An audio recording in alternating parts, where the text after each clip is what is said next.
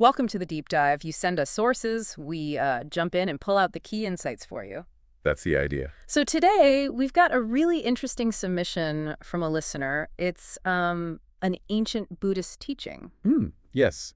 It's from a text called the Sambahulakumārakavatthu. Bit of a mouthful. Ah, yeah. It basically means the story of the many young boys.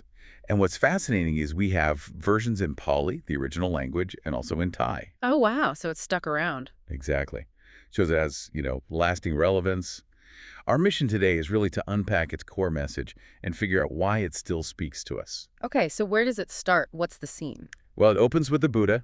He's near Savatthi, just walking along, and he comes across this group of young boys. Okay, a bunch of kids. A lot of kids, actually. The text says many. And they're, let's say, occupied. They're gathered around a snake. Oh, doing what? Well, they're hitting it. Sticks. Oh, no. Repeatedly. The text mentions a house snake. Yikes. Okay, not exactly playing nicely. You can see why the Buddha would notice that. Right. So he approaches them. And his first question is very simple, very direct. What does he say? He just asks, Kumaraka Kikarota, which is basically, boys, what are you doing? Straight to the point. And they're equally direct back.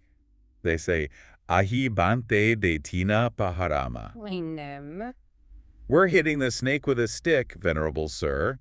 No beating around the bush. Okay, they admit it. But the Buddha doesn't stop there, right? He wants to know more. Exactly. He follows up with, Kikarante. What's the reason? Why are you doing this? Yes. And their answer is, well, it's quite revealing. Asanapayana vante. Okay, break that down. Because of the fear of being bitten, venerable sir. So fear. Self-preservation. That's it. They're scared the snake might bite them, so they're trying to neutralize the perceived threat. That makes a certain kind of sense, even if the action is harsh. We all react out of fear sometimes, don't we? Absolutely. And this is where the Buddha really pivots to the core teaching.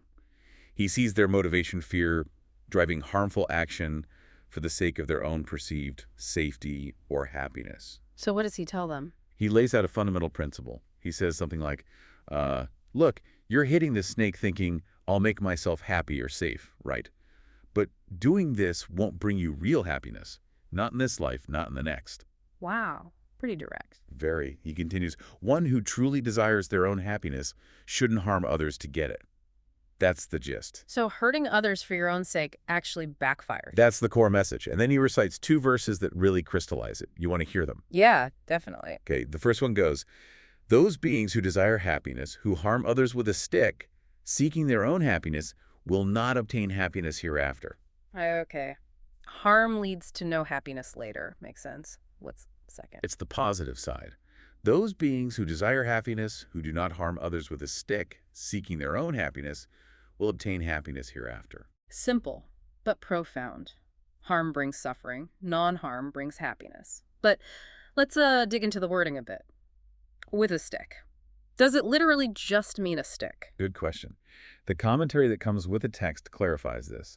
Desina, with a stick, is representative.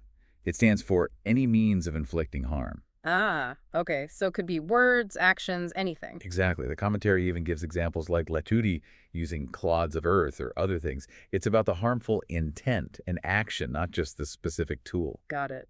And what about hereafter? Pekka, you said. What does that mean exactly? Next year? After death? Yeah, pekka is crucial. The commentary explains it refers to the next life, the future existence. So not obtaining happiness hereafter means you won't find it in future rebirths. Okay, so it's not just about feeling bad immediately after, it's about long-term karmic consequences. Precisely. And this happiness, or lack thereof, applies across the board: human happiness, divine happiness, even the ultimate goal of nirvana, according to the commentary. It affects your entire trajectory. Wow, so the stakes are pretty high.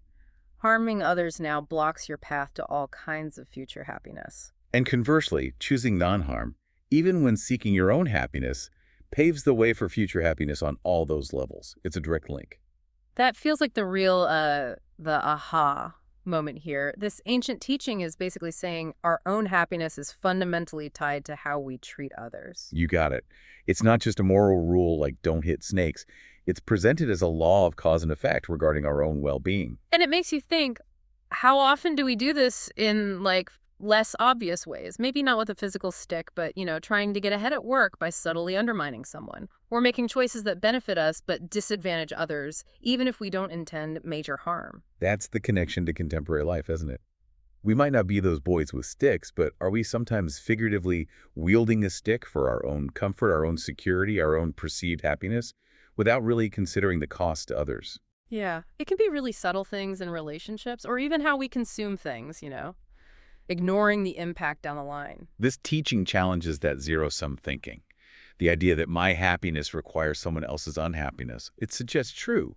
Lasting happiness is actually built on a foundation of non-harming. It's a powerful reframe. But what happened to the boys in the story? Did they get the message? Oh, they absolutely did. The end of the story is quite remarkable, actually. What does it say? It says that after hearing this discourse from the Buddha, right then and there, Yeah. all 500 of the boys became established in Sotapadiphala. Sotapadiphala, what's that? It means stream entry. In Buddhist terms, it's the first stage of enlightenment, a major realization, a fundamental shift in perspective. They basically got onto the path. Wow. All 500, just from that one teaching. All 500. It really highlights the sheer power and impact of understanding this principle. It wasn't just abstract philosophy for them. It was transformative. That's incredible. It shows how potent this idea is that seeking your own happiness through harming others is self-defeating, basically. Exactly. And that the path to genuine, lasting well-being for yourself inherently involves not causing harm to others. So if we boil this whole deep dive down, the key takeaway is pretty clear, isn't it? I think so. Seeking happiness is natural, but how you seek it matters profoundly. Harming others in that pursuit, it leads away from happiness. Seeking happiness without causing harm, that's the way toward it. A timeless principle, really. Profound stuff. And this maybe leaves you, the listener, with something to chew on. Yeah. Think about your own life. In your quest for happiness, security, or success, are there maybe subtle ways you might be, wielding a stick, figuratively? That's a challenging thought. What could change? What might shift for you if you consciously chose a path focused on achieving your happiness without causing harm, big or small? It really pushes you to consider that interconnectedness, doesn't it? That maybe my well-being isn't separate from yours or anyone else's. Maybe it's all linked. Something to reflect on. Definitely. Well, thanks for joining us for this deep dive. A lot to think about there.